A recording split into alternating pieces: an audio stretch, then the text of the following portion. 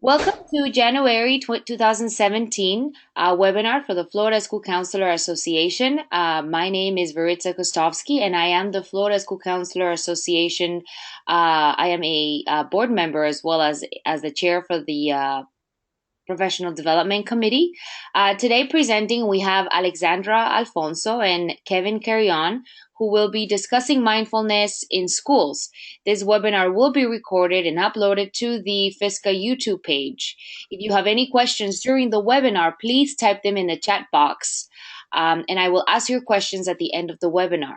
Thank you for your continued support to the Florida School Counselor Association. And now I will pass it over to our presenters, Alexandra and Kevin.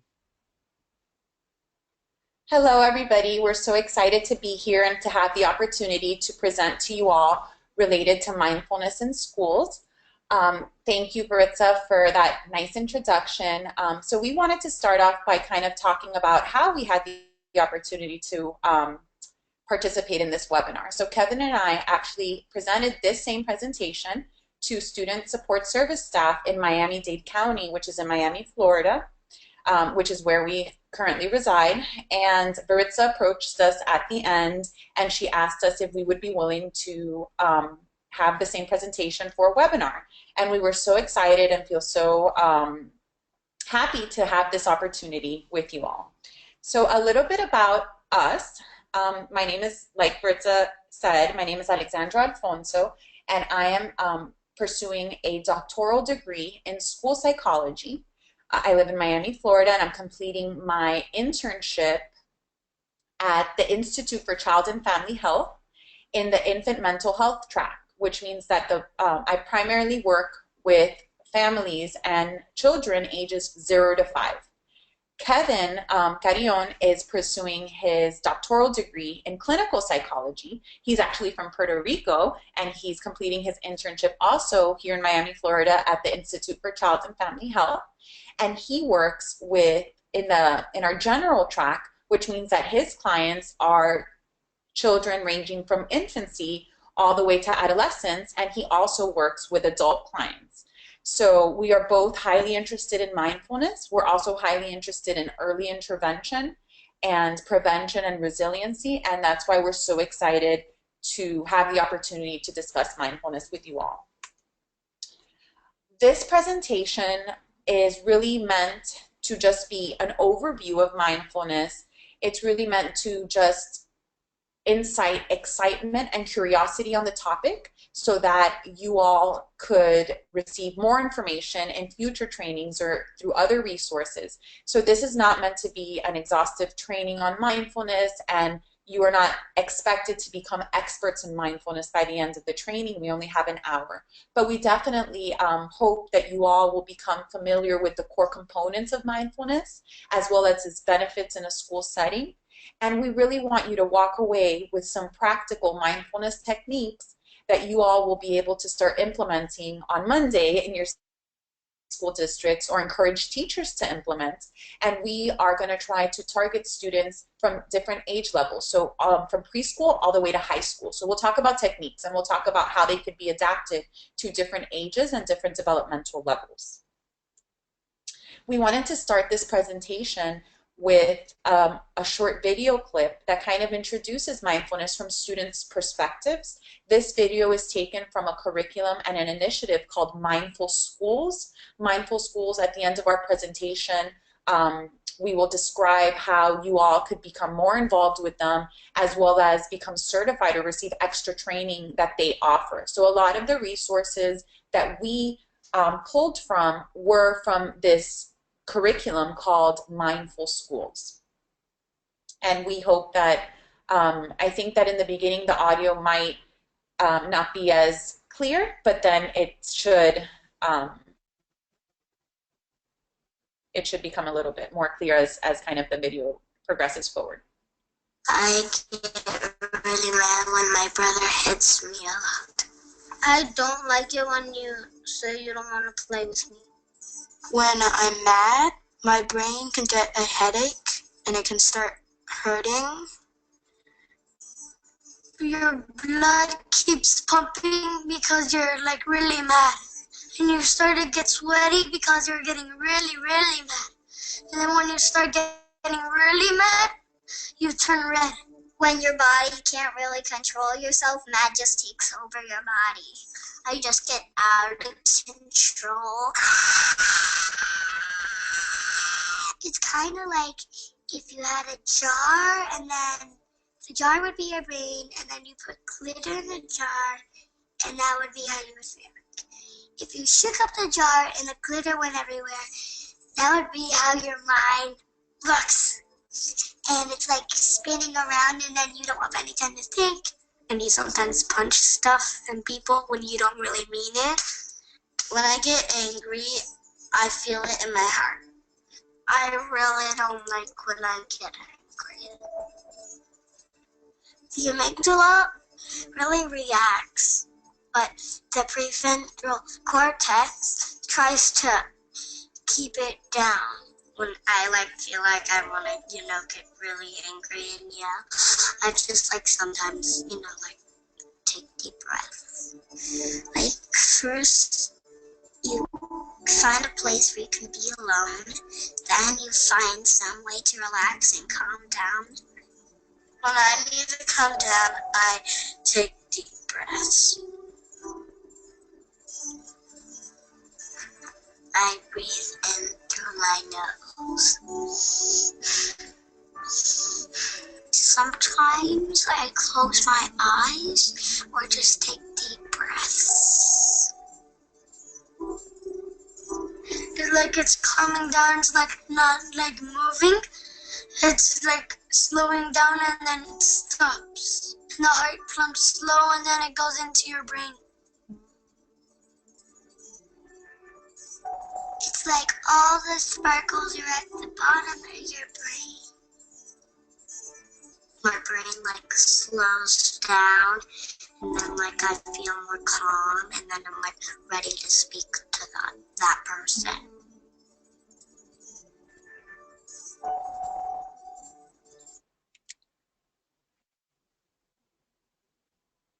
Okay, so that was, a nice example of different students talking about how they perceive mindfulness, as well as what it's helpful for them, how it's helpful for them. So we talked a little bit about, and we're going to touch on these things later on in the presentation. We heard them talk a little bit about, I feel mad and I feel it inside my heart, or I feel it inside my tummy. We heard them talking about the brain in their talking about pretty sophisticated concepts about the brain, the amygdala and things like that. So that's part of mindfulness too, is teaching children, giving them psychoeducation about the brain, about what happens when strong emotions take over, and how we could have them kind of calm their brains down so that they're able to make good decisions, so that they're able to respond instead of react. And then we also saw them implementing a mindfulness technique, which we'll talk about more in detail later, which is breathing. So this was a nice overview of kind of the things that we will be discussing moving forward in our presentation. So let's start with talking a little bit about the definition of mindfulness, as well as its universal characteristics. So John Kabat-Zinn is a pioneer in mindfulness, and he defines mindfulness as the awareness that emerges through paying attention on purpose in the present moment and non-judgmentally to the unfolding of experience moment by moment. So what does that mean? Let's break that down. So his core components of mindfulness are that intentional awareness, which means that we're paying attention on purpose. We're waking up from that automatic rote behavior that we typically engage in on a day-to-day basis, that typically our students engage in our day-to-day basis. So mindfulness is really a practice that we want to incorporate and teach our students, but we also want to practice mindfulness during our interactions with our students so that we could really pay attention to what's happening in the moment right in front of us. We want to have, we want to focus on the present moment and not cling to things that have happened in the past or in past moments. So for example, if we're working with a student and last week that student was very disruptive, that student kicked us or maybe was very aggressive toward us, in this new moment, which is the moment in front of us, we want to really experience what's happening right now. So we don't want to cling to our perceptions of this student or what this student did in the past. We want to really focus on what's happening in this moment right now. And we don't want to judge the moment. We want to kind of experience the moment as it is with momentary acceptance. And as each moment passes, kind of transition to the next moment and experience that moment as it is as well. So I'm going to turn it over to Kevin, and he's going to talk a little bit more about how to kind of achieve this. Okay, so basically what we're going to talk about now is basic skills that we can implement to kind of achieve the things that Alex was talking about. Achieve that awareness, that present moment acceptance in a non-judgmental way. So the first thing that we're going to work on is learning how to observe. We like to talk about wordless watching, and it's about kind of experiencing, noticing what is happening in that present moment. And we can do this on two different settings. We can focus on the outside environment, what's happening outside of us. And to do that, we base ourselves, or we focus a lot on our five senses. Our five senses are the way that we integrate, we receive information from the outside. And then we can also do this in focusing on what's happening inside. When we talk about observing what's happening inside, what we want to focus is on thoughts and feelings. What is it that we're thinking about? What we want to achieve by wordless watching is to kind of get to the point where we can recognize our thoughts almost as if they were on a conveyor belt. So they aren't part, we're not attached to them. We create a sort of distance from what it is that we're thinking about. And that also provides a kind of a space for us to be able to work better with these thoughts. It's a different thing to say, I am stupid versus I am thinking, I had the thought that I am stupid. There is a difference. And one, when we talk about I am stupid, you are tying your identity to that thought. So what we want to do is then create that distance, not push away our thoughts or our feelings, even when they might be painful, because we need our students to connect to those things. That is, again, our first step. Once we've achieved this, we will step into the next one. Let's talk about kind of another metaphor that is really good to explain this skill, and I'll leave Alex to explain it. So one of the really helpful metaphors for students is the metaphor of the sky. So we tell our students that we are like the sky.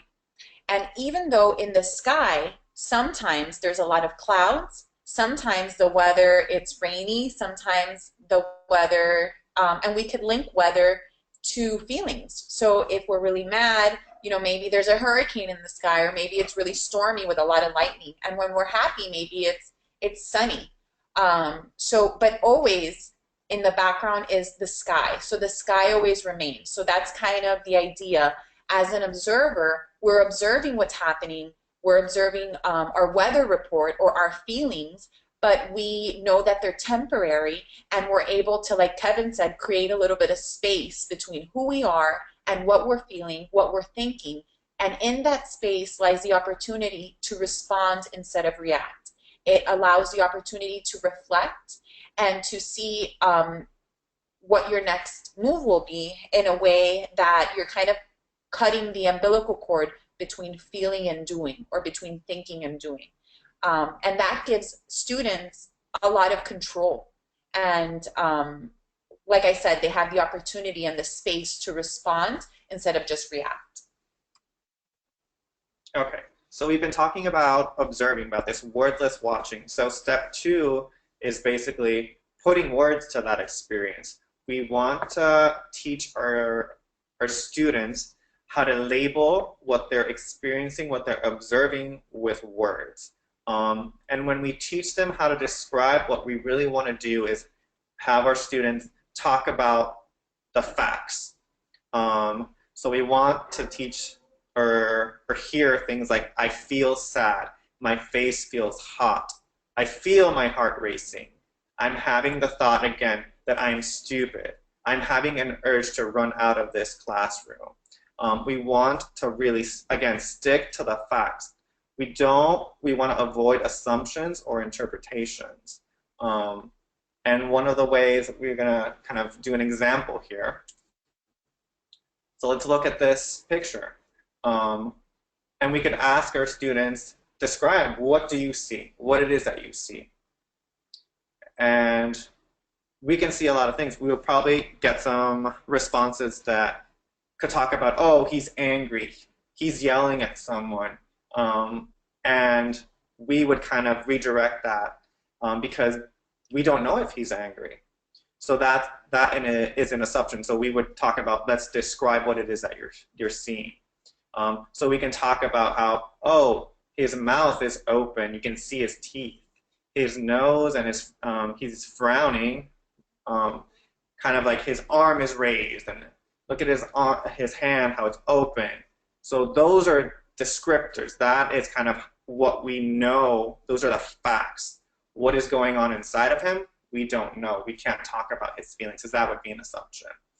And you can do this exercise with the students with this picture, or replacing it with something that's more relevant to them. But again, what we want to kind of teach, the end game for this is, let's describe without making assumptions. And kind of an important thing to add is also that we teach our students, like Kevin was saying, that we can never truly know what someone else is feeling unless they tell us, of course. But we can't, anything that we would say, oh, he's mad, that's, like Kevin said, an assumption. So the only thing that students could truly know is how they are feeling. So they could understand their internal experience, but they can never truly understand somebody else's internal experience unless they ask the person. So they could say, you know, I notice that your mouth is open and your face is tense. How are you feeling? And then if the person says, I'm mad, then at that point, they could take that information and incorporate it. But we don't want students to just kind of assume these things, because as Kevin was talking about, noticing the mouth open, the eyes squinty, the hand raised, when we're talking about those things, we're in a space that we're less reactive emotionally. Now we're able to talk about what's going on instead of making assumptions like, oh, he's mad, or he's a jerk, or he's screaming at someone. Those words take us more into an emotional mind, and at that point, it's harder to respond. We're in a more reactive state. Okay, then let's talk about the third skill, which is called participate. So this is kind of our way of connecting to the present moment. It's about throwing ourselves, or helping our students connect to that present moment fully. Whether it be dancing, cleaning, they're taking a test, they're completing homework at that very moment. It's about trying not to worry or focus on what is going to happen tomorrow or what's going to happen in 2 hours, and really connecting to that present experience. You really want to kind of become one with what it is that you are doing. We talk about getting in the zone. And what we want to do, again, when we talked about describe, how it's important to also connect to difficult emotions or painful emotions. And even though they might be uncomfortable, again, it's important for us to connect to that, to also kind of participate and experience those emotions fully, to be able to process them in an appropriate way. Yeah. So when we talk about participate, it has another, I guess, objective or use that can be applied to it. We were talking about these difficult emotions, uncomfortable emotions. When you fall into kind of fully engaging in a moment or participating, that can also serve as a distraction from any distressing situation that the student might be having. We can kind of help our students focus on schoolwork, even though they might be having a really difficult time at home. There's some issues between mom and dad, et cetera, that might weigh and are valid worries, but are they helping or kind of having a negative impact on what it is that he's supposed to be doing at that present moment? So another way to introduce mindfulness to students, especially this is a technique that would be helpful for high school students, for gifted students, for advanced placement students, for students that like to think critically and things like that, are the use of koans. So koans are the short Zen stories that don't have a clear ending, but really create a springboard for deeper conversations, and they really show different mindfulness characteristics in a way that kind of have students think about what they mean. So I'm going to talk about an example of a koan, and then we'll talk a little bit about what types of conversations will emerge from this. So the koan is about, and you could modify it in any way to make it more relevant to your students. So the koan goes that there was two monks, there was a senior monk and a junior monk, and they were walking in a forest. They arrive to a river where they see a young woman that needs help crossing the river. So the senior monk puts the woman on his back and helps her to cross the river. When he arrives to the other side of the river, he sets the woman down and he continues on his path. The younger monk becomes very, very upset by this. He's thinking, we have rules. We're not allowed to touch women. I can't believe you did this. You're supposed to be a senior monk. You're supposed to be a mentor. I'm supposed to look up to you. You broke the rules, all of this stuff. So he's thinking and he's kind of walking and he's really consumed by this. After a while, he can't take it anymore. So he actually tells the senior monk, why did you do that? I don't understand. I'm angry at you. You broke a rule. You touched this woman and we're not supposed to. The senior monk looks to him and says, I left her at the river, but you are still carrying her. And then the story ends there. So you would tell this story to students, you would end it there, and you would have a conversation about what this means. What's the lesson in this story? This story is closely tied to non-attachment. So the senior monk and moment to moment kind of doing what's needed in that moment and then moving on to the next moment. So the monk in that moment when he arrived at the river, what was needed in that moment was help. Part of their principles are associated with helping. So that woman needed help. So he helped her. And then in the next, he left her because she didn't need help anymore. And he was able to then transition into the next moment, which was just continuing to walk down the path. The younger monk really got attached to the past. He got attached to the moment where the senior monk was helping the woman, and he was clinging still to the past. So even though the senior monk and the junior monk were in a different moment, so now they're walking through the forest again, this younger monk is still clinging to the past. And oftentimes we'll do that. We'll cling to the past, and that clinging to the past will kind of taint our view of the new moments moving forward. So these are all conversations and this is really helpful, again, for older students, for really advanced students, and students come up with lots of really, really interesting and helpful and really cool topics to discuss, and they pull different things from the stories, and it's just a nice way to show mindfulness in a less directive way and having them kind of think critically about these things. So for our little kids, like I mentioned in the definition in the first couple of slides, is for little kids, we want to tell them that mindfulness means paying attention on purpose.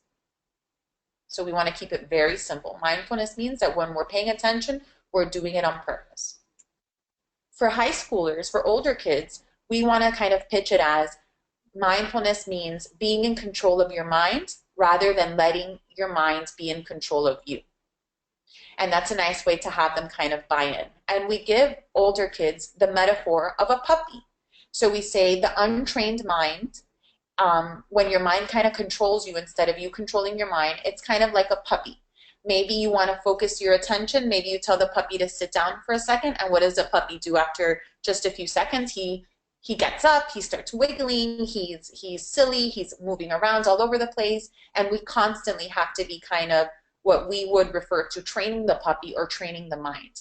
But over time, if we're consistent in our practice, if we train that puppy will grow up and that puppy will become a nice trained dog that when we tell the dog or our mind, sit here, stay, focus on this, it will do so until we tell it to do something else. So in that way, we want to kind of parallel that to our mind. We want to tell our mind, focus on this reading assignment. Let's complete this work and have the mind kind of do what we want it to do until it's time to do something else. But if we're not intentional about this, then what happens to students is after a very short while, their attention starts to wander. And that's okay too. That we just kind of have to gently redirect our attention back. And the more times that we're able to do that, the more likely we are to get in control and kind of really control our minds instead of really being controlled by our minds. Another way to link to this is what Kevin was talking about earlier about creating that space. So if I create space between how I feel and what I'm thinking by saying things like, I'm having the thought that, or I'm having the feeling that, I'm having the urge to, that space allows us control of our mind. And we're able to kind of control what we want to do next, what is helpful to do next. All right, so there's a lot of research that has been kind of emerging in the last 25 years related to mindful practice, and mindfulness can be used to directly reduce physical or emotional suffering. It's been found to elevate physical or emotional fulfillment, to enhance self-knowledge, so to learn about yourself, to make positive changes in objective behavior, develop a spirit of love and service towards others, so really empathy and compassion and all of those things, and really to experience reality as it really is, as it's unfolding in the moment in front of us. So it allows us to connect more with each other, with our students, with our communities, and ultimately with the universe, with the world. So this is a nice little depiction. And you could present these pictures to students and talk about, what's going on here, what's the difference. So in this picture, the dog is being mindful. So he's walking down the path and he's experiencing what is unfolding in front of him, what is happening in front of him. He's seeing the trees, he's seeing the sun, and he's really in this moment. Whereas his human he may be walking down the same path, but he's not in the moment. He's really thinking about lots of other things that are going on. So he's not fully present, and he's going to miss out on the opportunity to connect in a way that is really meaningful. Okay, perfect. So we're going to jump now to kind of the practical techniques. How can you implement mindfulness in your schools with your students? First step, we want to talk about kind of mindful bodies. We want to teach our kids the importance of having a mindful body, and what we talk about is 5 S's. So it's about sitting up straight or standing straight, standing still, being still, sitting silently, having soft breathing, and having your eyes shut. Okay. Now we've included some pictures of different images where you have little kids on the top, how maybe teens could implement this mindful body.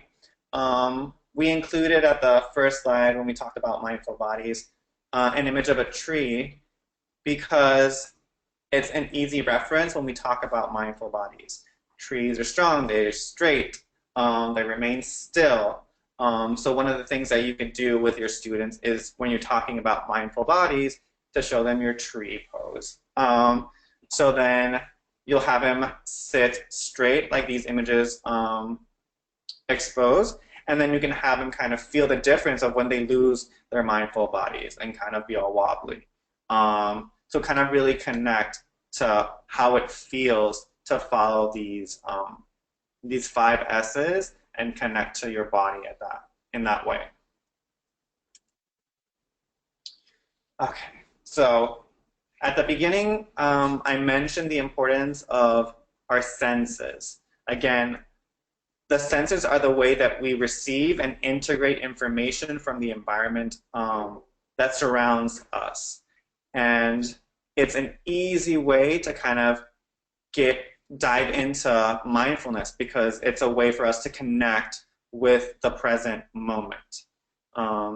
So one of the things that we can do is focus on individual senses. We can talk about mindful listening. Basically what we're going to focus on when we're listening in a mindful manner is our hearing. We found a short video to kind of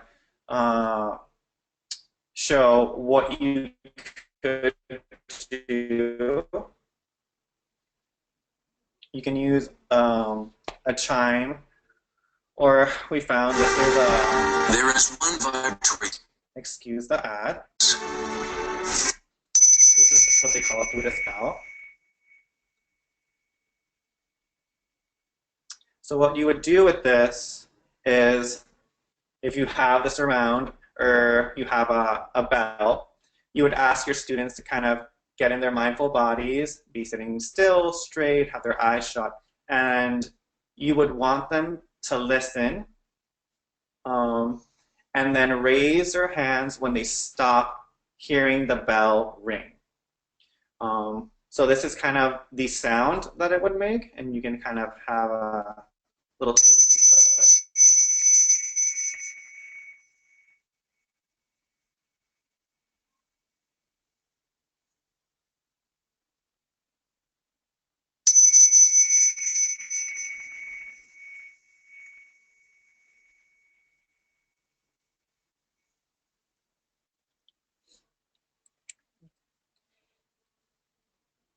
So one really cool thing about this exercise, I don't know if it comes across in the video that we just showed you, is that these bells really, they start off loud and then they get very, very soft.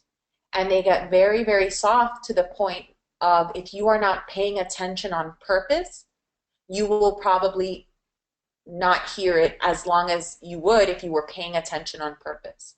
So this is really good for impulsive students because we have them, again, close their eyes, really pay attention on purpose, and have them listen to the bell and only raise their hand when the bell completely stops making a sound.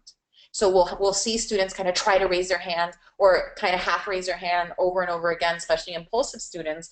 And here we're really training the mind, wait, pay attention on purpose. And only after the experience stops, until you stop hearing the sound, then you raise your hand.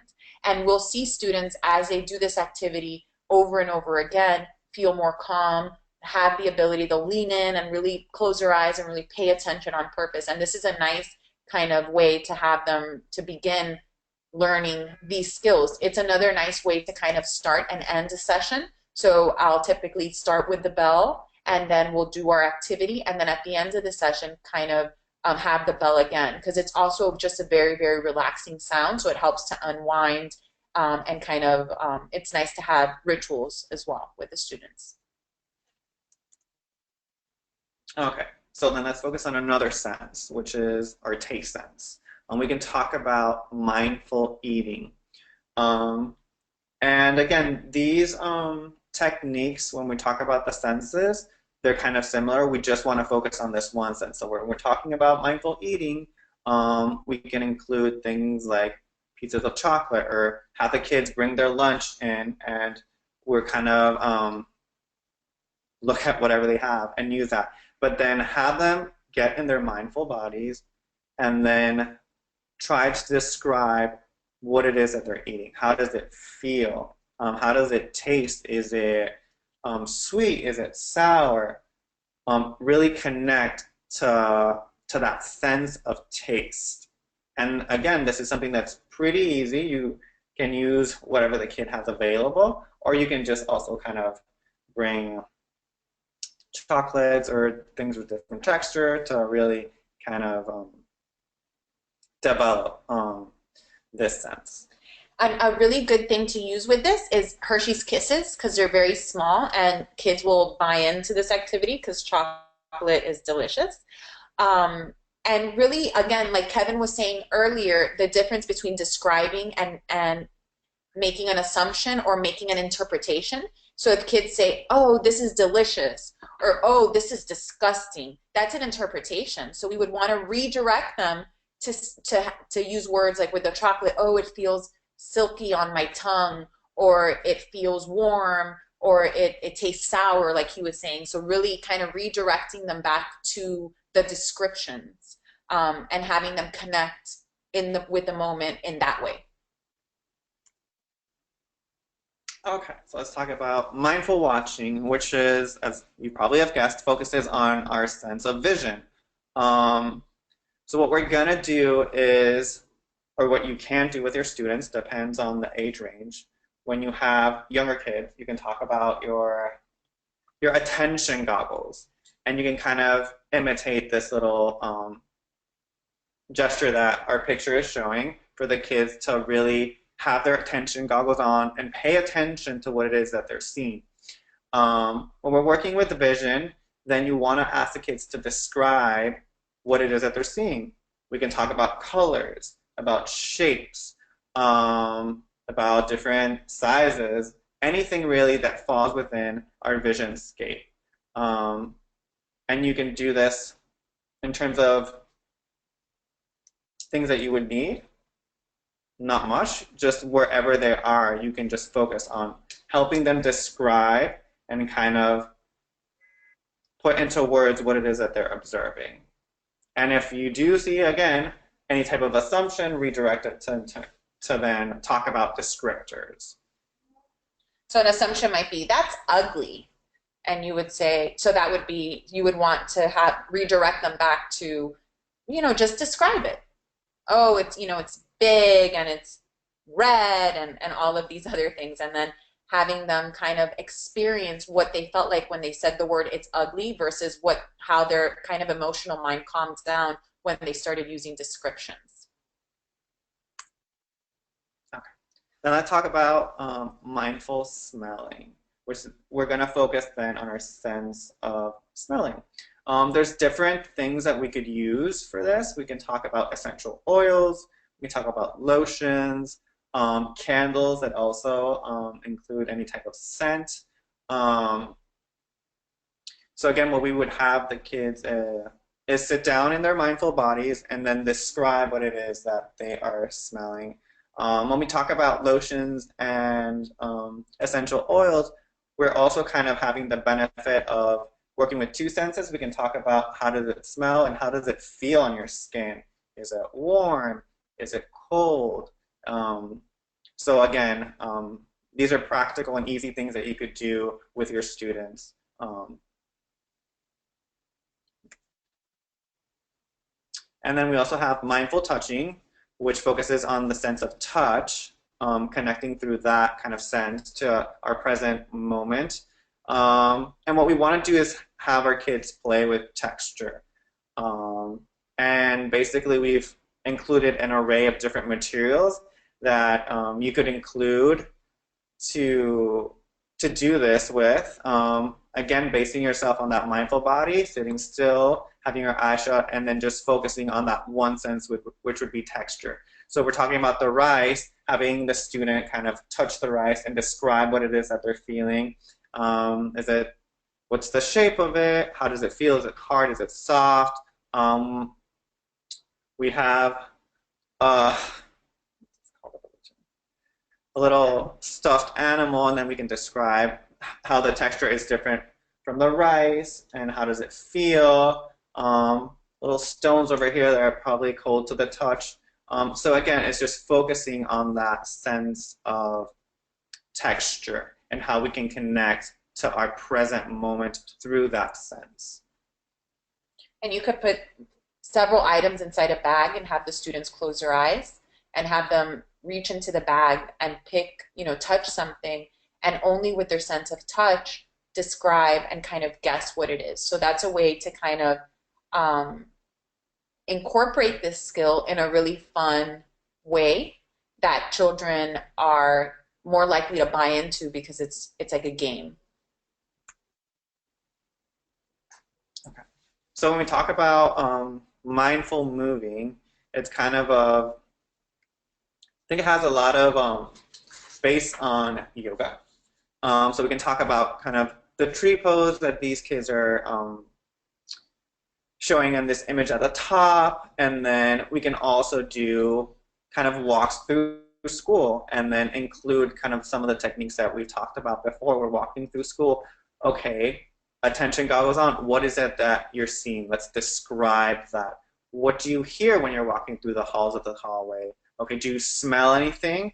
So we're incorporating all the things that we've talked about before while also having a kind of kinetic activity. So we're moving around and connecting to that moment in the present.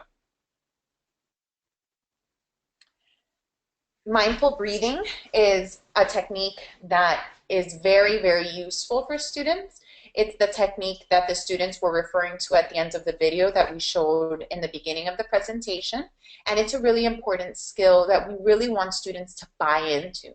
So sometimes we have to be really creative and really give the students some way to connect to the importance of breathing. I know that breathing is something that you all probably do a lot with your students. We do it a lot in our work as well.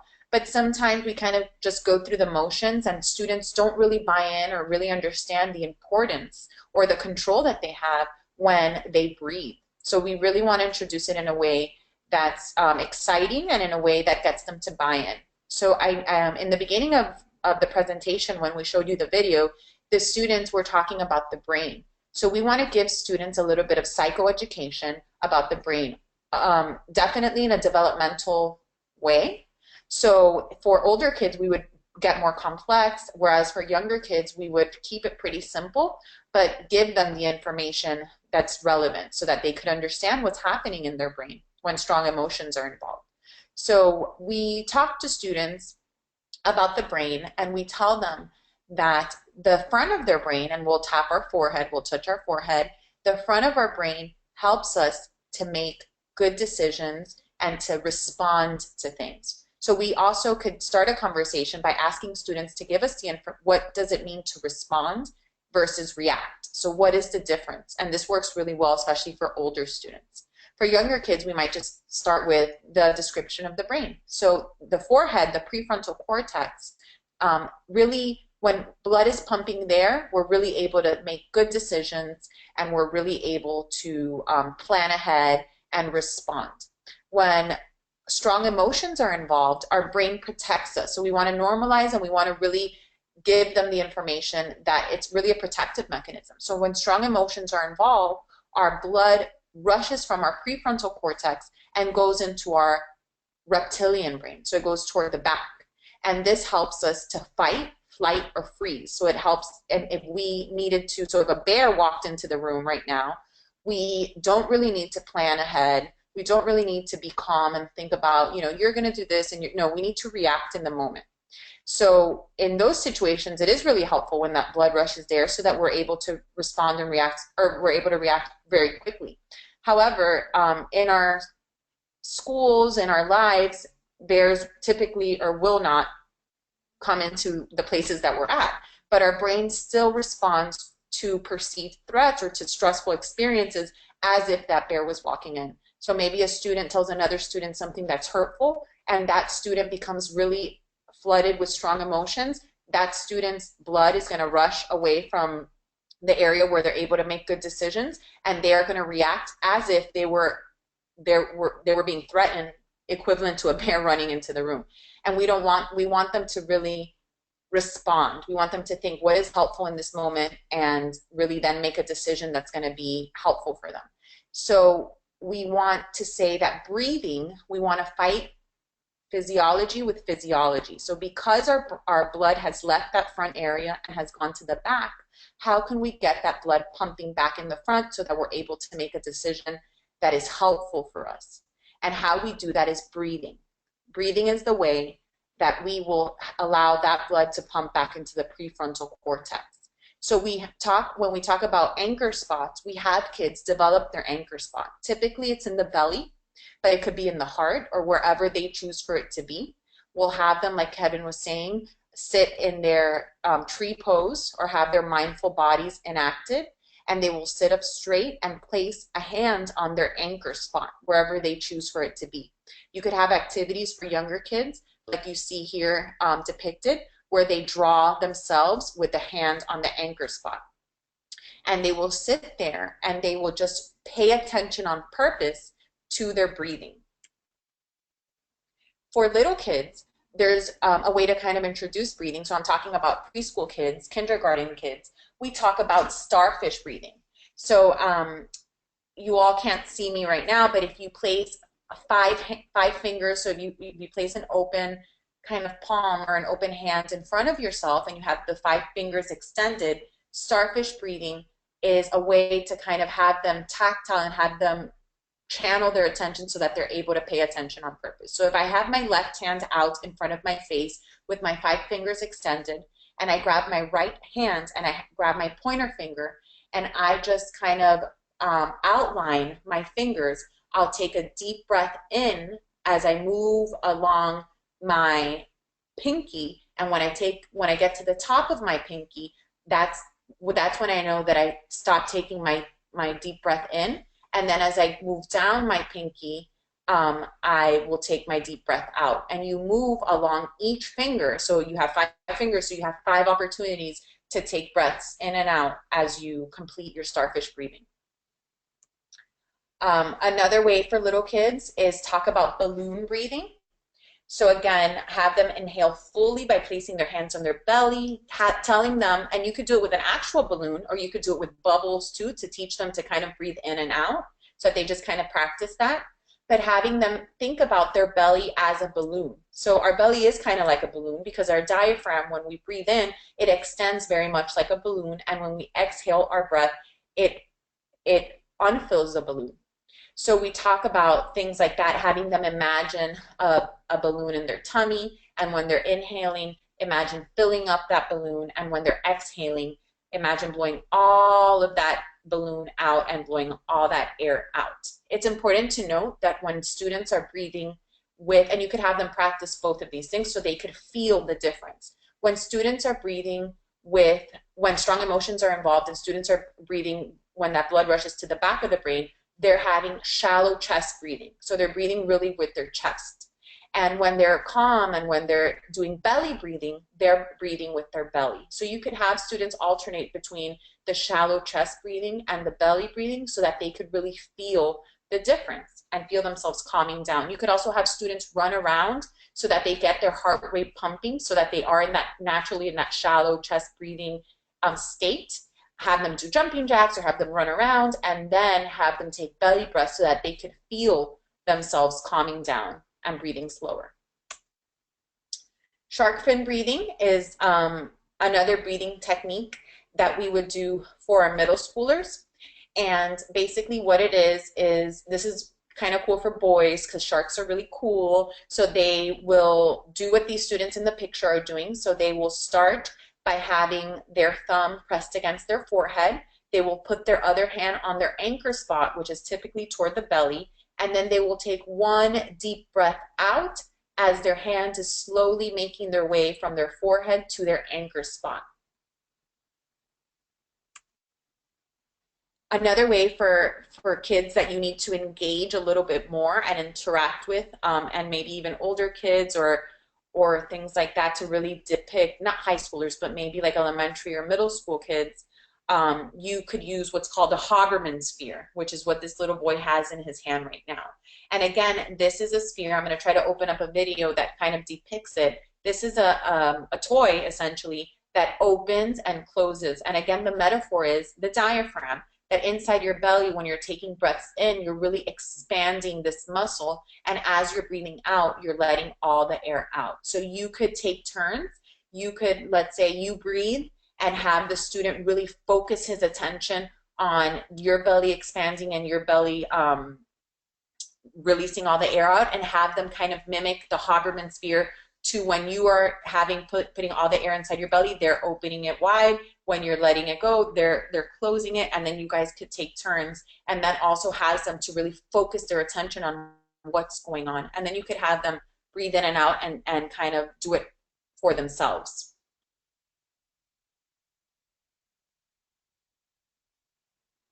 Let me see if this will open.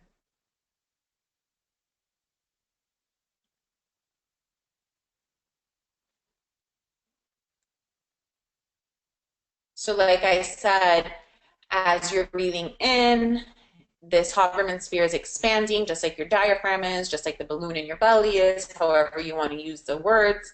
And then as you're exhaling, it's closing. As you inhale, it expands, and as you exhale, all the air is released. So you could have students, that's a more tangible way to have them kind of grasp the concept. For older kids, you could provide them with a cheat sheet, and you could just provide them with instructions, as long as you have that conversation with them about the brain and really getting them to buy into it. Also, breathing is something important for them because it's something that they could always have access to. So you could also develop with students a coping toolkit and have them really find other things to do when strong emotions are involved, like listening to music, drawing a picture. But if they're in class, they may not have access to listen to music. They may not have access to draw a picture, but they always have access to their breathing. So it's something that they can take with them wherever they go. Breathing is our life source. If we don't eat or we don't drink water, we could survive for weeks. But if we don't breathe, we won't survive after minutes. So really having those conversations with students and really getting them to buy into the importance of breathing is really a precursor to teaching breathing techniques, because if not, then students won't really do them. It's been kind of our experience. So in this cheat sheet, we have them pick something to focus on. So we definitely recommend starting with their breath, so their actual breathing. Then they bring their attention to that object, so pay attention on purpose as you're breathing. And this is a beautiful practice too, especially for all kids, but the idea is that they are going to build this awareness. So if you guys direct your attention to where it says awareness in our little cycle, or I'm sorry, where it says focused. So they're going to be focused, and that's what's going to happen in the beginning. Then they will get distracted, because these practices are very difficult to do and to sustain, especially when we're starting. So they'll focus on their breathing. They will get distracted. The idea is that it doesn't matter. That's a really helpful part of this whole process, because the idea is we want them to become aware that they became distracted and to gently redirect their attention back to what they're paying attention on purpose to, which is in this case their breathing. And then they will be focused again. Then after a few seconds, again, they will become distracted. We want to build that awareness that they became distracted, and we want them to gently again redirect their attention. The fact that they're able to raise the awareness that they've become distracted is very, very helpful. And also the fact that they're able to redirect themselves gently is also very, very helpful. It's modeling and it's showing them self-compassion. And it's also building this attentional capacity in them, that they're becoming aware that they're distracted, they're not judging themselves, and they're gently redirecting their attention back to their focus. Doing this over and over again strengthens control of the mind and strengthens the capacity to be compassionate toward yourself. And then as you move forward, the time that you will be focused will extend and extend and extend. So it's like building up any muscle. You could give them the metaphor of in the gym. If I haven't gone to the gym in 3 years and I get on a treadmill, I'm not going to and I expect myself to run for an hour, I'm going to be very disappointed. I need to run first for maybe 2 or 3 minutes. And then as I continue to work on that skill, and if I'm harsh on myself, if I say, oh, I can't do this and all of this stuff, then I'm probably not going to go back to the gym and I'm not going to continue to work on this skill. But if I'm really gentle with myself and if I'm really patient with myself, then I eventually will get to the point where I am able to really engage in the activity for the amount of time that I want to. And that's the ideal with this practice. So I also wanted to give you all lots of resources, lots of stories that you all could use with your students that really depicts mindfulness. I love for preschoolers, What Does It Mean to Be Present? That's a really, really nice book that introduces the concept of mindfulness as it relates to the senses, and it gives descriptions of different ways that you could perceive the world through your senses, and you could do a follow-up activity with the students talking about, with the five senses, what are some things that we noticed with each sense throughout the story.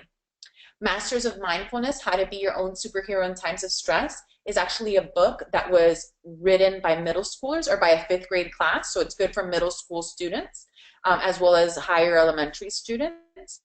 And it talks about shark fin breathing, it talks about the brain and what we've been talking about, and it really is a nice introduction to mindfulness from a student's perspective. It has a lot of student little testimonials of when mindfulness has been helpful for them. And because it's written by students, it has that feel, that kind of like informal feel that really draws students in. Visiting feelings is about feelings and kind of using that metaphor that we use for the sky and how we kind of could interpret different feelings in our body. You Are a Lion and Goodnight Yoga is really about mindful movements and different yoga practices that build that awareness through the body. Moody Cow Meditates talks about the mind jar, which is what we saw in the beginning, the video in the beginning, the little girl talking about sparkles, and when you have strong emotions involved, it's like all the sparkles in the jar are shaking. So in Moody Cow Meditates, that activity is actually conducted, and at the end it talks about how you could actually make a mind jar with your students. So you could read the story and you could have the materials ready, and then at the end of the story you guys could actually create a mind jar with your students. Angry Octopus talks about progressive muscle relaxation. We didn't talk about it in the context of this presentation, but it's another nice technique for relaxation. Ladybird Relaxation talks about other relaxation techniques for children. Calm Down Time is a good one for preschoolers to talk about belly breathing. And A Handful of Quiet talks about a lot of mindfulness techniques. So I wanted to give you guys access to those resources for students. And we're almost out of time, but I really wanted to end with an RTI kind of framework. I know that RTI is something that's very important in schools, and I really think that mindfulness could be integrated into an RTI framework, whereas Tier 1 would be class-wide mindfulness activities, so it would be incorporated part of the PBIS system, and it would be things that teachers could do in class every single day in terms of rituals like the mindful listening exercise. They could do stories during circle time, or they could do other kind of activities incorporated into their classrooms. They could have koans and things like that.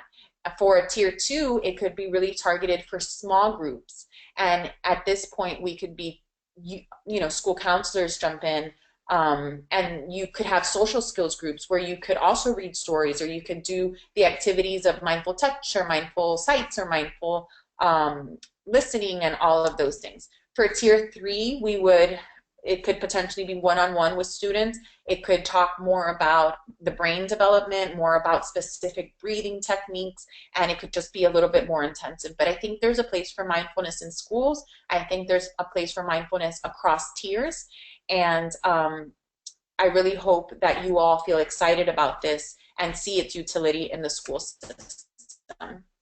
So we'll end with just giving you all some resources, some programs that will continue to build your knowledge and experience in mindfulness, as well as the formats and how much they cost, what students they target, so across what age, as well as the intensity. So here we have some that would work at a Tier 1, at a Tier 1 or a Tier 2, all the way to a Tier 3. These are, again, different mindfulness programs that you all could access and get further training to increase your competency to incorporate mindfulness into schools.